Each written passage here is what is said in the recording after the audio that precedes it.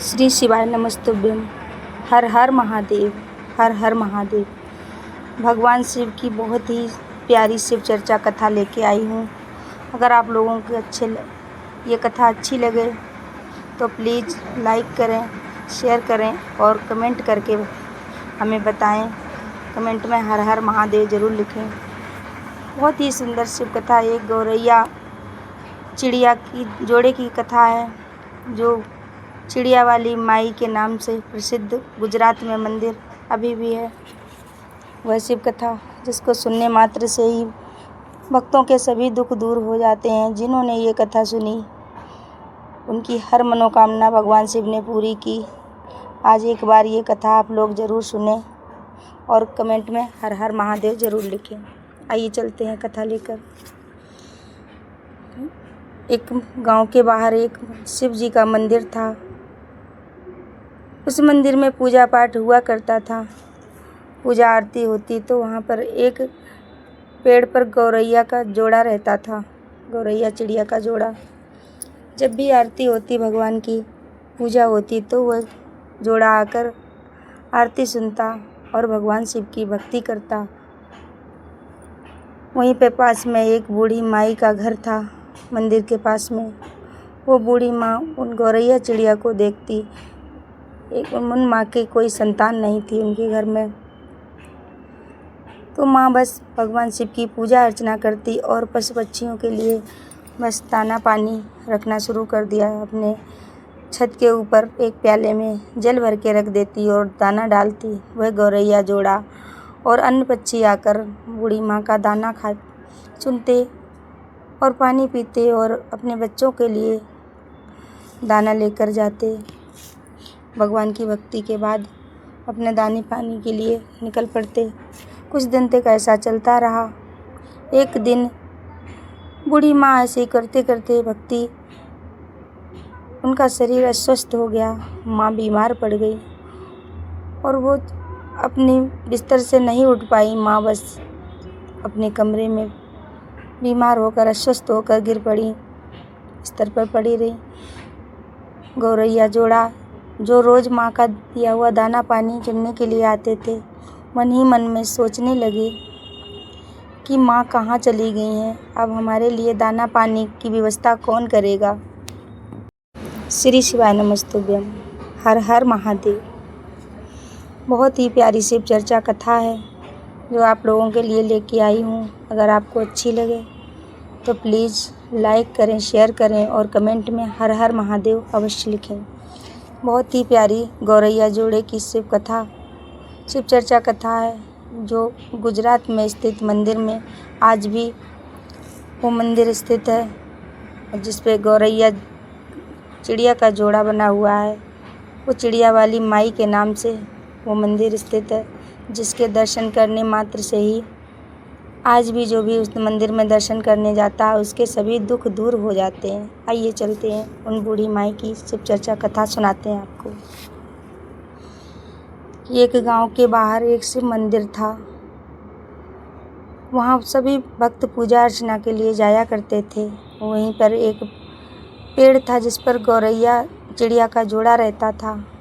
जब भी भगवान शिव की पूजा अर्चना होती, मंदिर में घंटी बजती, उसी समय वह गौरैया जोड़ा मंदिर में पहुंच जाता और भगवान शिव की पूजा अर्चना करता। महादेव उनकी पूजा भक्ति से बहुत प्रसन्न थे। वहीं पास ही मंदिर के पास में एक बूढ़ी माँ का घर था। बूढ़ी माँ वहाँ रहती थी। उन माँ के कोई संतान नहीं थी।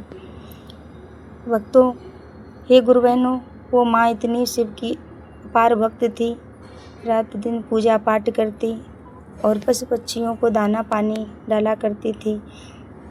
माँ छत पे दाना डालती और प्याले में जल भर के रखती। वह गौरैया जोड़ा दोनों पति पत्नी जाके माँ की छत पर दाना पानी चुनते और अपने बच्चों के लिए लेकर जाते। अन्य पक्षी आकर वो भी अपना दाना पानी चुनते आके। माँ का रोज़ का यही नियम था कि उनकी कोई संतान नहीं थी। वो सिर्फ पशु पक्षियों के ही सेवा करती थी और भगवान शिव की पूजा पाठ करती। इस तरह से माँ का जीवन व्यतीत होता रहा। कुछ समय बीता तो माँ एक दिन बीमार हो गई। माँ की उम्र हो गई। माँ का शरीर अस्वस्थ हो गया। माँ बीमार होकर बिस्तर पर लेट गई तो माँ का कोई इलाज कराने वाला नहीं था, देख रेख करने वाला नहीं था। धीरे धीरे माँ का शरीर अस्वस्थ हो गया। माँ उठ नहीं पाई और पशु पक्षियों को दाना पानी डालने वाला घर में कोई नहीं था। धीरे धीरे माँ का अंत हो गया। गौरैया जोड़ा सोचने लगे कि अब पता नहीं वो बूढ़ी माई जो हमको दाना पानी देती थी कहाँ चली गई है। अब हमारा क्या होगा, हमें तो कोई दाना पानी देने वाला कोई नहीं है। पता नहीं वो माँ कहाँ चली गई, किस हाल में होगी।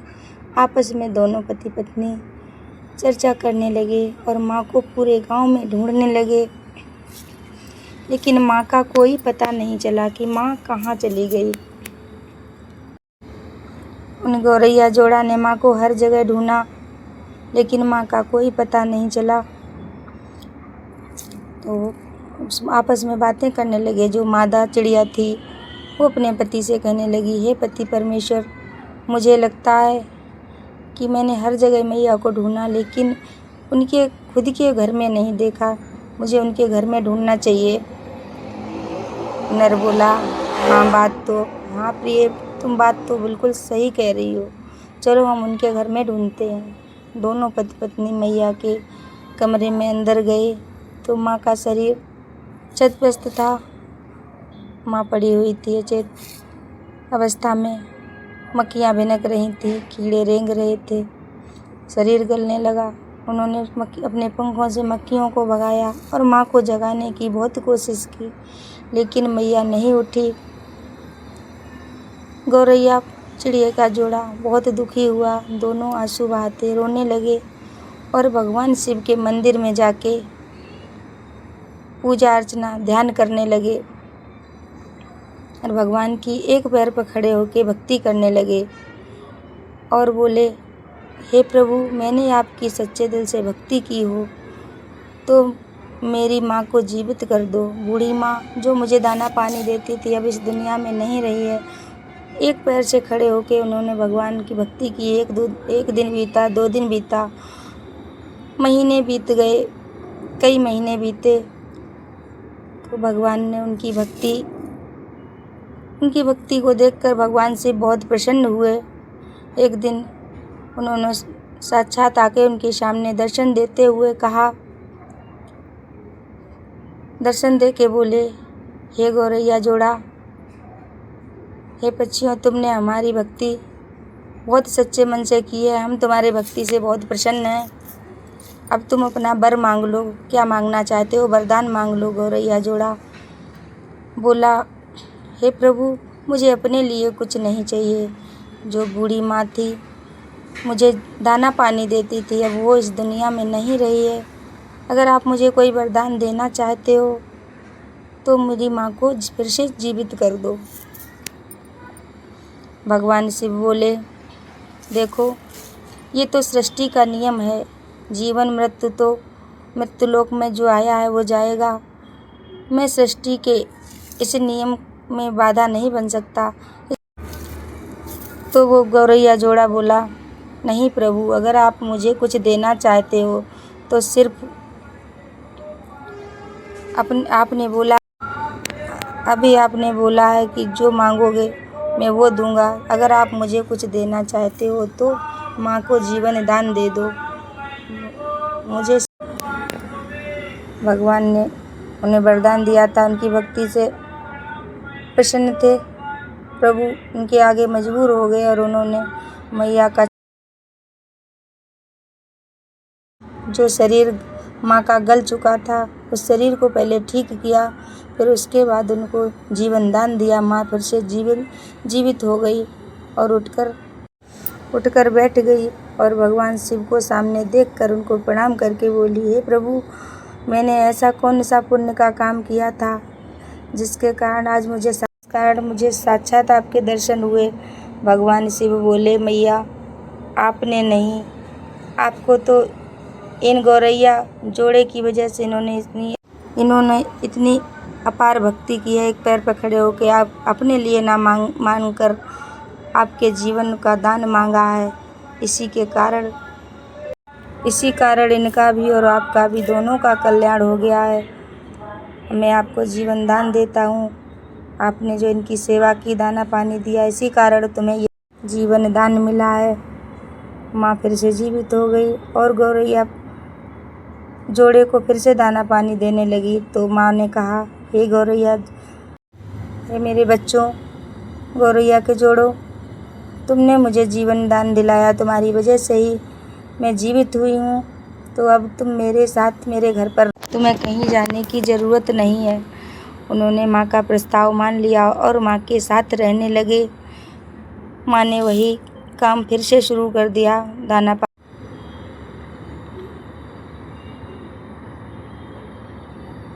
एक दिन माँ धीरे धीरे फिर से माँ का समय आ गया। कुछ समय बीता और उस बूढ़ी माँ का फिर से अंत हो गया। माँ ने वहीं पे अपनी समाधि ले ली, पूजा पाठ करते हुए, दान पुण्य करते। गौरैया जोड़ा माँ वहीं पर कुछ दिन तक भक्ति करने के बाद फिर अपने शिव मंदिर में पहुँचे और वहाँ जाकर भगवान माँ के कल्याण के लिए प्रार्थना की और शिव को नमन किया। जाकर